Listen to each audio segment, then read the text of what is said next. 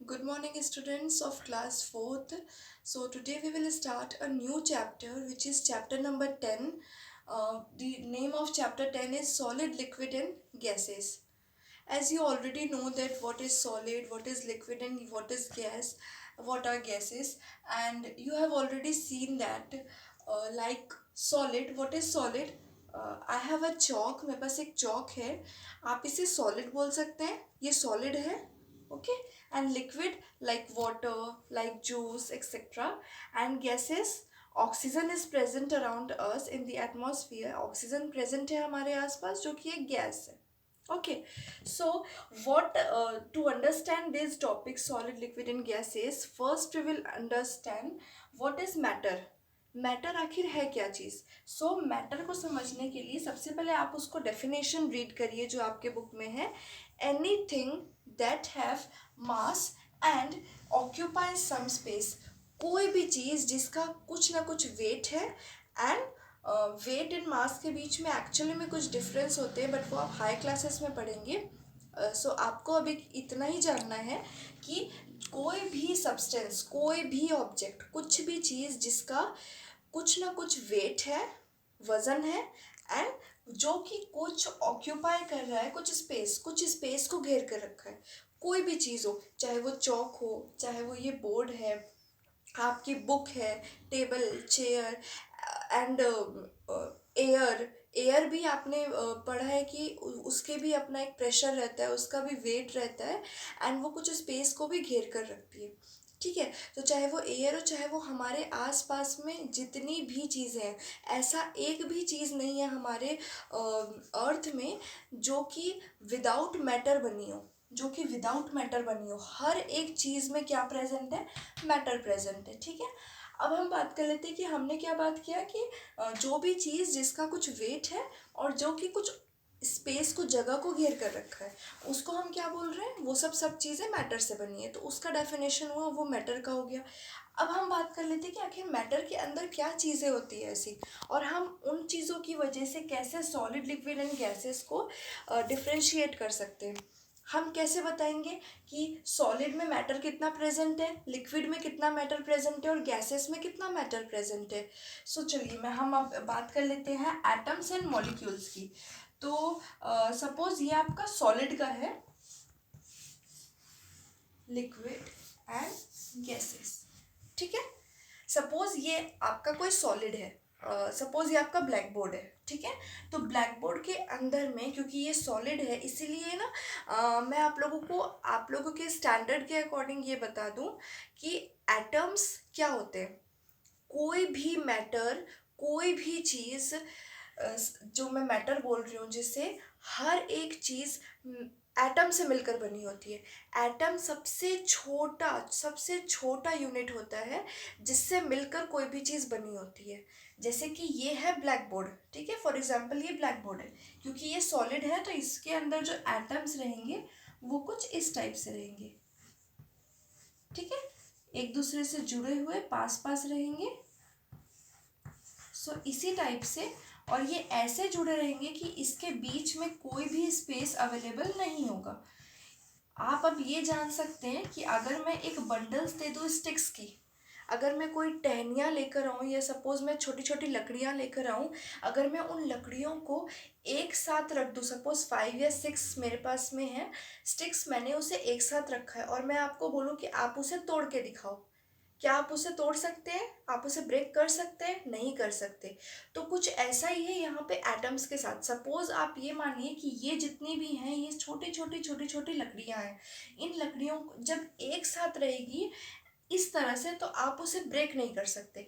इसीलिए आपने देखा होगा कि जब आप सॉलिड मटेरियल की बात करते हैं, चाहे आप चौक हो, चाहे बोर्ड हो, चाहे टेबल हो, चेयर हो, कोई भी सॉलिड मटेरियल होगा, सॉलिड होगा, उसको आप इजीली ब्रेक नहीं कर सकते, है ना. उसमें आपको कुछ ना कुछ प्रेशर लगाना पड़ेगा, फोर्स लगाना पड़ेगा, तब आप उसे ब्रेक कर सकते हो. लेकिन क्योंकि उसके जो एटम्स है अंदर में, वो ऐसे अरेंज होते हैं, सब साथ में एक साथ पूरे एटम अरेंज होते हैं. बट अगर मैं बात करूँ लिक्विड की, वाटर की, तो इसमें जो एटम्स इस तरह से रहेंगे. ठीक है. कोई भी लिक्विड मटेरियल में एटम्स इस टाइप से रहेंगे, मतलब उनके बीच में क्या होता है, गैप होता है। अब गैप होने की वजह से हम इस लिक्विड को हम जैसे चाहे वैसे उस कंटेनर का वो जो फॉर्म है वो ले लेता है। आपने देखा होगा सॉलिड के कंपैरिजन में अगर मैं लिक्विड की बात करूँ तो वो तो बहुत ही जिसे आप किसी भी कंटेनर में डाल दो वो उसका शेप ले लेगा, वो बहुत ही मतलब स्मूथ रहता है। बट अगर आप बात करो गैस की तो इसके जो एटम्स होते हैं वो तो और भी दूर दूर होते हैं, लाइक ऐसा, ये ऐसे रहते हैं। तो इस वजह से आप अब कंपेयर करके देखिए कि सबसे ज़्यादा हार्ड कौन रहता है, सॉलिड, सबसे ज़्यादा लूज कौन रहता है, gas.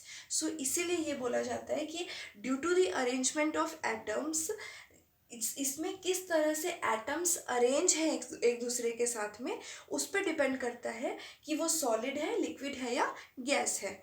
Okay, so it is clear. Okay, so anything which have mass and occupies some space is known as matter. अब मैटर कुछ भी हो सकता है जिसका कुछ वेट हो और वो कुछ जगह घेर कर रखे, ठीक है। और आपको मैंने एटम्स बताया, और जो मॉलिक्यूल्स होते हैं वो एटम से ही मिलकर बनते हैं। सपोज 2 एटम्स मिल गए तो ये एक मॉलिक्यूल बना लिए, 2 या 2 से ज़्यादा एटम्स मिल करके मॉलिक्यूल्स बना लेते हैं, ठीक है। इतना क्लियर हुआ। जैसा कि हम वाटर के बारे में जानते हैं कि वाटर में हाइड्रोजन एंड ऑक्सीजन दोनों मिले होते हैं, ये दोनों मिलकर क्या बनाते हैं, H2O बनाते हैं। तो H2O एक मॉलिक्यूल है जो कि मिलकर वाटर बनाता है, वो आप हायर क्लासेस में जाकर पढ़ेंगे। तो इतना आप लोगों को क्लियर हुआ कि आखिर सॉलिड, लिक्विड एंड गैसेस कैसे फॉर्म होते हैं। So let's talk about the properties of solid, liquids and gases. Solid ऐसा मटेरियल है जिसका एक पर्टिकुलर शेप होता है और उसका कुछ वॉल्यूम भी होता है। ओके, वॉल्यूम बोलने का क्या मतलब है यहाँ पे, आप लोग को मैं ये लाइव क्लासेस में पूछूंगी तो इसे आप ध्यान से एक बार सुनिएगा कि इसका एक डेफिनेट शेप होता है। चौक है, उसका कुछ ना कुछ शेप है। ऐसा तो नहीं है लिक्विड जैसे वाटर, वाटर का क्या कोई शेप होता है, नहीं होता। तो इसका एक पर्टिकुलर शेप है, मैं बता सकती हूँ हाँ भाई इसका तो कुछ शेप है, मुझे दिख रहा है। बट अगर मैं बात करूँ वॉल्यूम की तो क्या इसका कुछ वॉल्यूम होता है। वॉल्यूम का मतलब ये होता है, सपोज ये कंटेनर है, ठीक है, इस कंटेनर में ये पूरा लिक्विड भरा हुआ है, ठीक है।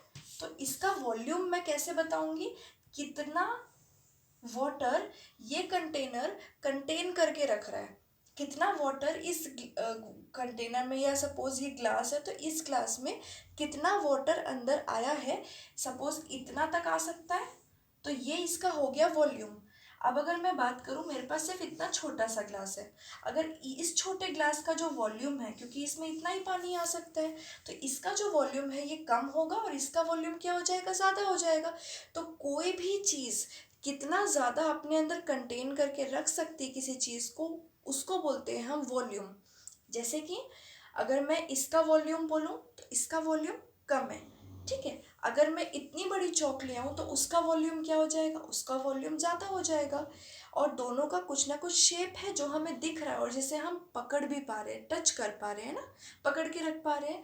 तो जो सॉलिड मटेरियल्स होते हैं उनका डेफिनाइट शेप होता है एंड डेफिनाइट वॉल्यूम भी होता है। बट अगर मैं बात करूँ लिक्विड की तो लिक्विड का क्या होता है, डेफिनाइट वॉल्यूम बस होता है, शेप नहीं होता है। क्या होता है कि मैं लिक्विड की एक प्रॉपर्टी होती है कि मैं उसको जिस भी बकेट में डाल दूँ, जिस ग्लास में डाल दूँ, जिस बोल में डाल दूँ, वो उसी का शेप ले लेता है।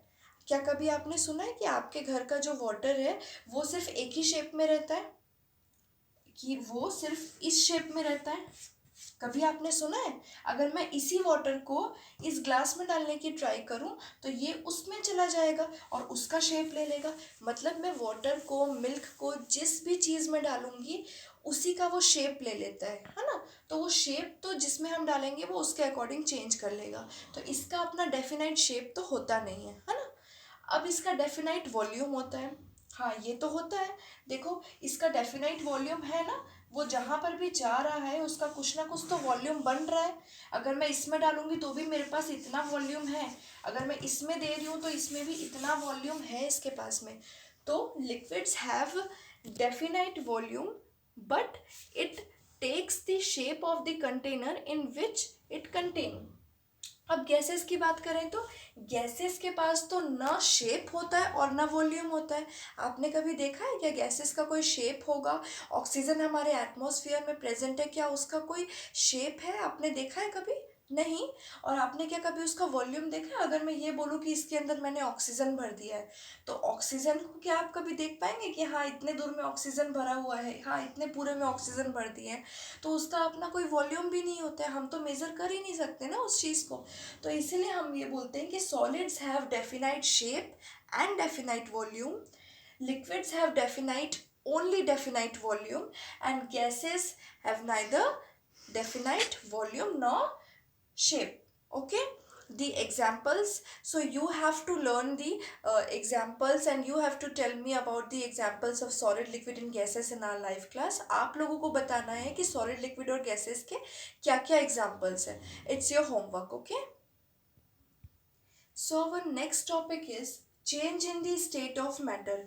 अब मैटर एक स्टेट से दूसरे स्टेट में कैसे चेंज होता है हम ये देखते हैं. सपोज हमारे पास क्या है, आइस क्यूब्स है. ठीक है, हमारे पास आइस क्यूब्स है. आप लोगों ने देखा होगा, आप लोग रेफ्रिजरेटर में रखते हैं तो आपके पास ये आइस क्यूब्स है. ये कौन से फॉर्म में है? ये है सॉलिड फॉर्म में. ये सॉलिड फॉर्म में जैसे ही मैंने क्या किया, इसे हीट किया. मैंने क्या किया, इसे हीट किया, तो ये किस में कन्वर्ट हो गया? वाटर में कन्वर्ट हो गया. मतलब ये किस में कन्वर्ट हुआ? लिक्विड में, है ना. ये लिक्विड बन गया. अब फिर से मैंने हीट किया, मैं बोलूँगी मैं फिर से हीट करूँगी इस वाटर को, तो ये वाटर फिर किस में कन्वर्ट हो जाएगा? हीट करने पे ये वेपर में कन्वर्ट हो जाएगा. ठीक है,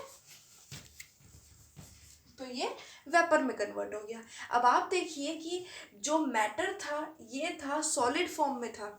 ये मैटर सॉलिड फॉर्म से हीट करने पे लिक्विड में भी चेंज हो गया, और यही लिक्विड फिर हीट करने पे किस में चेंज हो गया? वेपर में चेंज हो गया. इसका मतलब ये हुआ कि the states of matter are interchangeable.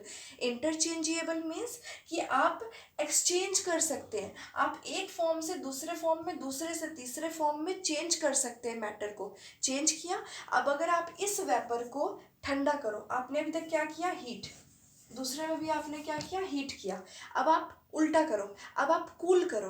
Vapour को कूल करो, क्या हो जाएगा?